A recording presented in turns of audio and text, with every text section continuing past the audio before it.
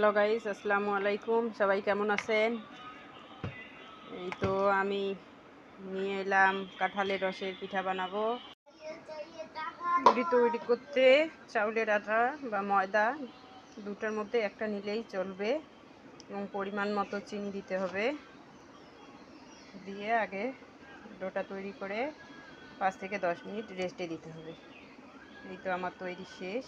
এখন আমি এটাকে রেস্টে দেব 5 মিনিটের জন্য। যে দেখুন, ক্যামেরাম্যান না থাকার কারণে আমাকে নিজেই ভিডিও করতে হচ্ছে এবং ভাজতে হচ্ছে। দেখুন কতটা সুন্দর হচ্ছে। এটা এপাশ ওপাশ উল্টিয়ে ভেজে নিতে হবে। ঠিক এরকম কালার আসলে উঠাই নেবেন। এই তো, এই যে দেখুন,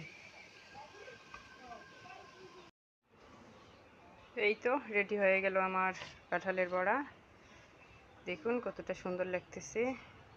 এখন আপনাদের মাঝে ভেঙে আমি শেয়ার করব। এই যে দেখুন, এখন দেখলেই বুঝতে পারবেন কতটা ক্রিস্পি হয়েছে, একদম কেকের মতো নরম তুলতুলে।